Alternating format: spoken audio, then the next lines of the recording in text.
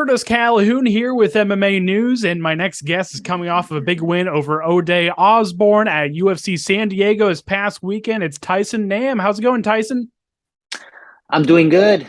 Just got into a fight, but not too much. Just a couple bumps and bruises, but for all in all, I feel great. Absolutely, man. And obviously entering this fight, you had quite the layoff and battling back from injuries and the recovery and all that. Just take me through that process and how gratifying it was for you to put on a performance like that. Man, I was supposed to have fought 6 months from my previous fight, maybe about a week and a half before I'm supposed to fight. Torn ACL, full tear. So I get the surgery, and for the past year, all I've been doing is rehabbing, exercising, trying to eat properly, just because I knew in my mind, like, you know, athletes don't come back as good or better from an ACL surgery. So I need to do every little thing that I can to not let that percentage get way out of hand, right? So just even from things coming down to just eating properly, drinking a whole lot of water, just went a long way for me. Maybe it helped to heal it up a little bit quicker, but all in all, I literally reinvented myself as a mixed martial artist.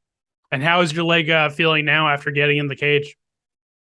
Shit, it feels stronger than the good leg. Go figure, right? I was about to say, because I've talked to a lot of athletes and they've had similar injuries and similar surgeries. And they always mention that when they get that surgery, it's almost like they feel like that's their most dominant leg in terms of compared to before and after. Do you feel like that's the case? Yes, but because I mean, as long as you can make it to that 9 month mark without doing anything stupid, it solidifies, and it should be stronger. So if you can have the patience, then everything is going to be good. Everything's going to be grand, just because it's science, right? And the science has not changed for like 30 or 40 years. So when people think that, oh, new technology, I'm gonna come back in like Right. 6 months instead of waiting for it. Nope, you're gonna go and re-tear that thing. So, but luckily, I had a bunch of friends that actually had ACL surgery, retore that ACL, and they was always in my mind, just or always giving me a call and messaging me up, hey, take your time, take your time. I was like, all right, let me calm it back down. And even whenever every day I would go to the my physical therapy session, the doctor over there is like, hey, Tyson, you didn't do anything stupid, did you? I was like, no, just being bored, Right. So yeah, it's great now. Absolutely, man. And you work through that journey, get back in the octagon, and you get this big knockout over a really tough guy and Ode Osbourne, obviously a guy that's up and coming in the division. You set up the knockout with off of a flying a knee attempt. Was that a combination that you saw during camp as opening up for you? I knew that he would attempt a flying knee from time to time. Um, but the first time that he jumped, I think it was pretty early on in the first couple exchanges, and I was like, oh wow, he jumps pretty high to get that flying knee. So there's a lot of lack in between his up in the air and ground contact time. So when he did it the second time, and it was almost like slow motion. I was like, oh baby, oh baby. When he was coming down, yeah, I just threw all 146.2 pounds at him. And was that mostly based off of instinct? Yeah, I think it's just reflexes, just me drilling to fire back no matter what type of strike that he throws. Just so happened that it was a flying knee. So, doesn't matter if it's a flying knee, a punch, a kick, I'm returning with this right hand. And you got that performance of the night bonus check afterwards. How great did that feel to not only get the money, but also to get recognized for your performance? It felt so good. It felt like it was going to be a performance of the night, even though I was the third fight on top of the card. Mm. It felt like it was one of those types of knockouts. But with the power that I do possess, I'm always in the running for performance of the night bonus. So sit at the edge of your seats, grab your popcorn, and get ready when Tyson Nam steps into that cage. I was about to say, because is this your second performance bonus that you've gotten? Correct. What was the last fight that Number you got? two, the last one was against Zaruk Adashev. That's right. Yeah. I felt like I was supposed to have got one against Rivera, which was right after Zaruk, but man, that night was just fire filled. Just people just getting knocked out left and right. Absolutely, man. And what was it like competing in San Diego? Obviously, a crazy atmosphere. And what was the energy like? I've never actually been to San Diego before, only through the airport. Mhm. And man, I love it. The weather was good. It was sunny. They put us next to the water where we could watch people just going crazy on these jet skis. Like I swear to God, it was you could sit from your hotel room and just count the amount of people that was about to crashing into accident each other. But I mean, all in all, San Diego in general, it was great. It was awesome. I mean, even though I was the third fight of the night and the arena wasn't filled, whoever was in that building, I felt the cheers and the roar of the crowd, because I mean it was my first time since I don't know, for about 2 3 years now. So it was a great experience with San Diego. And you're one of the flyweights that's kind of seen that growth of the division, right? So just a few years ago, UFC President Dana White was almost hinting of getting away with the division completely, and now arguably it's the deepest in the UFC. So what do you feel like is the state of the division right now? Nothing but sharks in our division. Nothing but little sharks.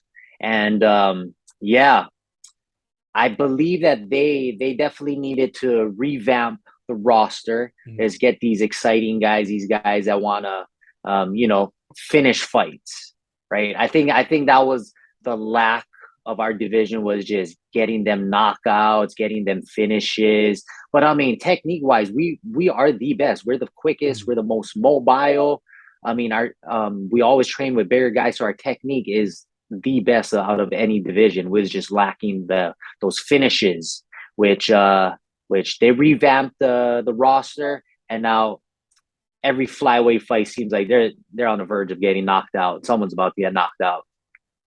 And seeing all these performances from your fellow flyweights, do you feel like that adds any extra motivation to you to say, hey, this guy got this quick finish or big knockout. I got to go out and prove myself as well. Not necessarily that we got to prove ourselves. We always want to knock somebody out. Ain't nobody got to tell us, hey, let's go get this win. Hey, let's go get this. I'm trying. Yeah. But I mean the flyweights that they got now, I mean, everyone is just fire. Everyone's just bringing the heat, bringing the smoke, and just giving it to each other left and right. So there is not a lack of entertainment in the UFC flyweight division. Absolutely, man. And I got to ask you real quick about Davison Figueiredo and Brandon Moreno. Obviously, a fourth fight is more than likely in the works. We don't have an exact plan yet, but how do you feel like a fourth fight plays out? Oh, man, that fight is going to be awesome any day. Monday, Tuesday, Wednesday, Thursday, Friday, Saturday, Sunday, any time of the day. Those guys are just going to beat each other up just like how they did the previous three fights. Man, yeah, that's always like a coin flip on who's gonna win, how it's gonna get finished, because those two guys are so good. So I mean, I just wish the best of luck to both of them. I mean, they are carrying the division, and they're kicking ass right now. Absolutely, man. And I want to get back to you for a second. Obviously, I really do appreciate the time. I want to get into your post-fight routine. Are you a guy that likes getting back in the gym a few days after the fight, or do you like taking a week off? What are these next couple weeks looking like for you? Yesterday was Monday. I was back in lifting some weights. You know, if I gained 20.2 pounds overnight, Mm. uh, for the according to the California State Athletic Commission, just imagine what I would do in a week without exercising. Yeah. That would probably be bad. And my genetics, my relatives, they are big boned people. So I need to stay in the gym to health wise, weight wise, as well as just mentally. I just always got to work out. I won't be doing anything live or anything MMA wise for the next week, but the least I could do is lift some weights and run or something of that sort. Do you feel like that cut down to 125 pounds is still feasible? Do you feel like you could still do it without issue?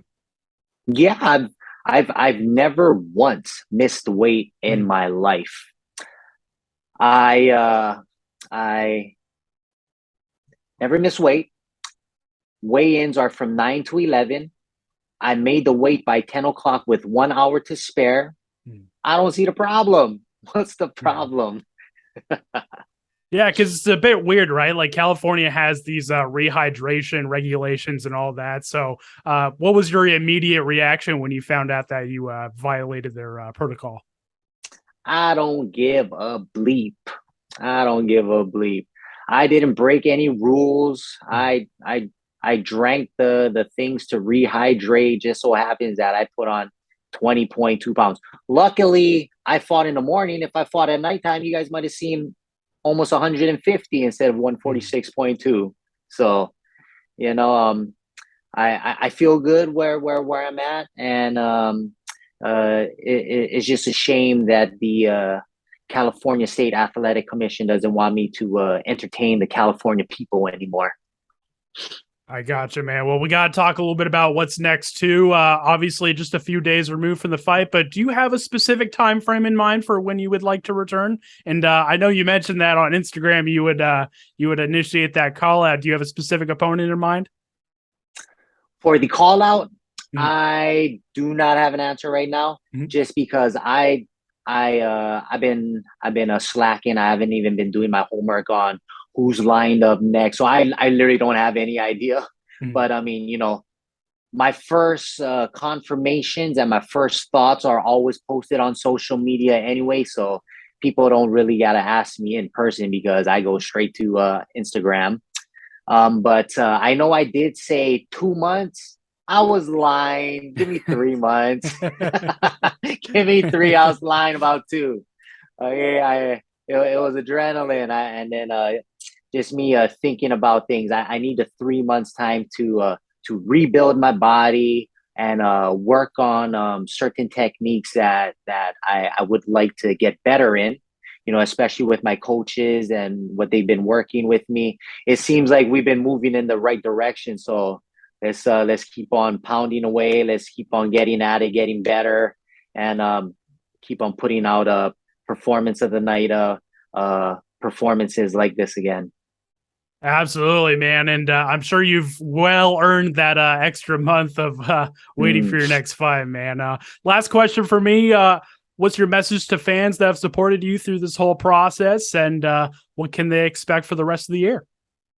Oh man, it hits me right here when people send me good messages, because I know I've I started this career in 2006 Mhm. from a different form of exercise. Turned out that I was pretty good at this thing. So 16 years professionally, the amount of people that I've met, the amount of people that have given me praise, good thoughts, good luck on your next fight, your future endeavors. I mean, it really hits me right up over here, not only in Hawaii, but everywhere where I travel. I lived in Portland, I gone to California, Vegas, all around the world, Russia, Brazil. You do have them haters, but I do have a lot of people that do love me as well. And thank you guys. Like I said, follow me on social media, Instagram specifically, just because everything that happens in my life, that's where you guys will see it. And speaking of which, feel free to plug your social medias, shout out your team if you want to. I'll give you the final word. Namino11, Instagram, Twitter, probably something boring like Tyson Nam. But yeah, just my coaches, Rylan Lazarus, Ivan Flores, training partners, Ian Della Cuesta, Russell Doe, just so many guys that I could name from here in Hawaii that helped me prepare, and just thank you guys from the bottom of my heart. Well, Tyson, I really do appreciate the time. It was great to meet you. Great to chat with you. Congrats again on the win. And I'm sure we'll chat again soon, man. Thank you so much. Thank you so much, Curtis. I'll talk to you again soon.